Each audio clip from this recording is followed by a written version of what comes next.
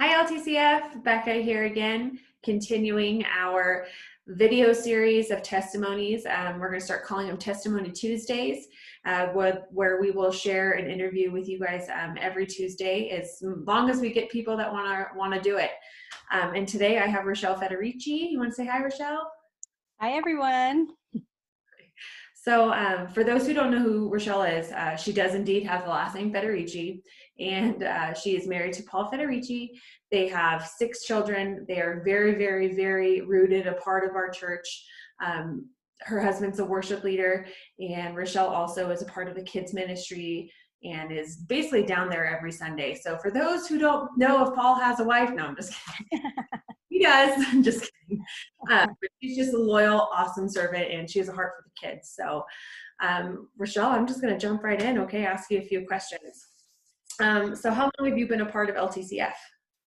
So I've moved to Tahoe 22 years ago. That's how long I've been in the church. Right. And I like telling people this, not because you're old, because you're not. Yeah. But I was 8 years old when that happened. So Wow. just That's awesome. You're welcome. Thanks. Just kidding, Rochelle. And then also, so 22 years. Wow, that's a long time. Yeah. So how long have you been a faithful follower of Jesus? So I've pretty much been raised a Christian. I grew up in San Antonio, Texas, in a large family. There were 7 of us. My parents were Christian, so we were involved in the church. And I actually went to a private Christian school. So I was definitely very surrounded in the Christian environment, and being in the South too. You know, everybody was a Christian down there. So definitely strange or odd. Yeah. Right. Wow. Okay. So after, I'm just going to kind of fast forward then from, growing up. So after high school, what happened when you became a quote unquote a legal adult? Did you go do anything? Would you go? So after I graduated high school, I actually had an opportunity to go to Japan, where my grandparents were missionaries. They were missionaries there for over 40 years. So they had just an amazing ministry in Japan.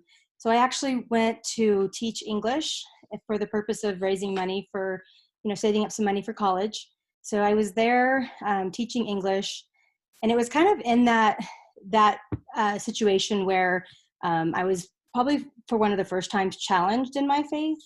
I was teaching one of the classes, and it was a college age class, and they had just so many questions about America and my culture, and then just a lot of questions about my religion. So I felt like at that moment I didn't have a lot of great answers, which was frustrating for me.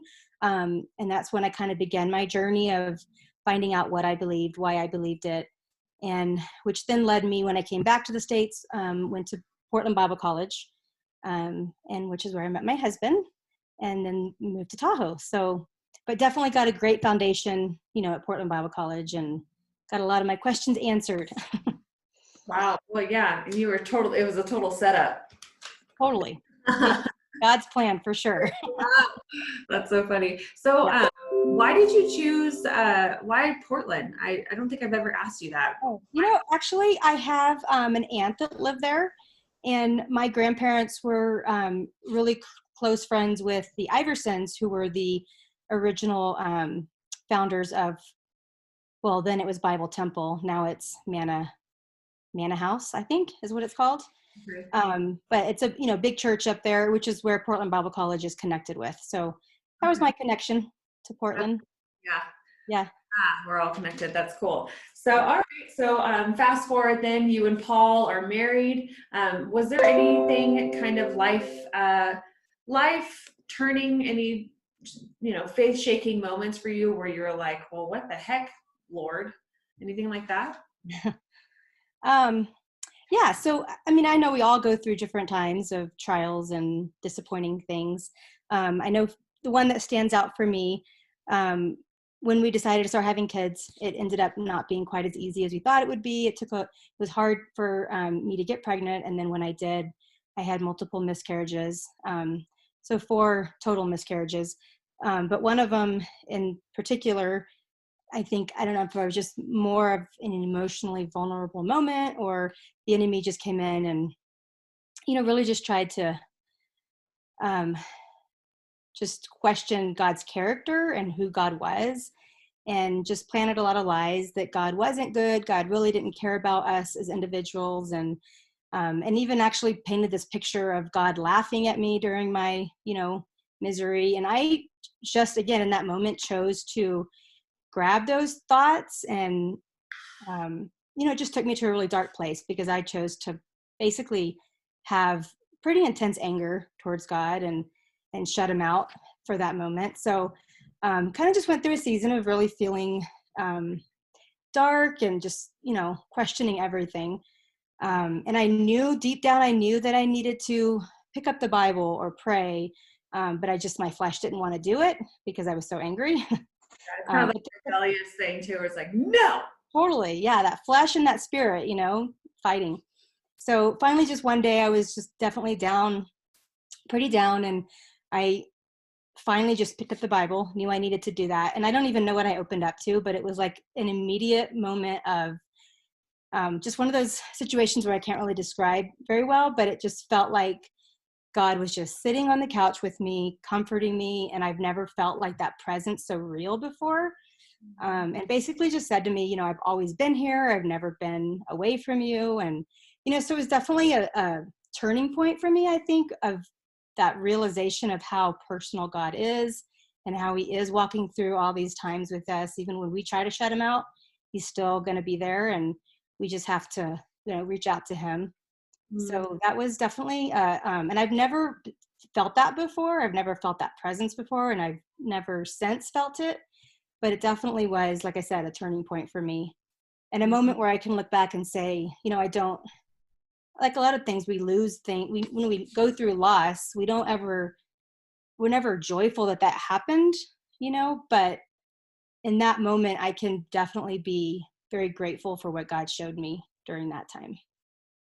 Wow.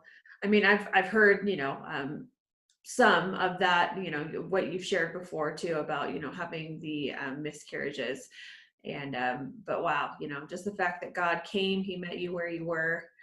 Yeah, I love that. I He's definitely never forget it. so good at that. It, honestly, it does. Yeah, that's an emotional thing too, because it's like, if you, and how infuriating too that the enemy thought he could paint a picture of God laughing at you. Like Yeah. that, if anything, I'm like, what? He did what? And and when you're strong and you're thinking, well, that's just such a silly thought, like who would really believe that? But God, the enemy knows when we're weak, and he plays on that, and he'll do whatever he can to make us fall and turn away from God. So, he may have won for a brief minute, but ultimately Long term, won with God. long term. So Wow. yeah, now, and since obviously God's blessed us with 6 kids, 3 of them that we just recently adopted. So, I'm very, very grateful for where God's brought us. Oh, me too. Thank you so much, Rochelle, for sharing your faith shaking moment, and just basically one that's not, this isn't your full testimony. Everybody has their own full Right. testimony, which could take it would be a novel, especially for Only me. 10 minutes. And I'm only 30. But I'm very, very blessed to hear it. And especially being a woman in Christ and a mom in Christ, like I have so much respect for you. And it's having miscarriages is something that women, there isn't a lot of talk about. So thank you for bringing it in, and then also showing that Jesus shows up. Yeah. He does. He shows up. So that's my favorite part. One of my favorite parts about him. I have many. Yeah. So, all right, you guys, that's all I have for today. Thank you, Rochelle, for meeting with us and sharing your heart and your life. LTCF, please stay tuned. We are going to have plenty of interviews coming your way. We love you guys. We miss you, and we hope you have a great rest of your day. All right. All right. Bye.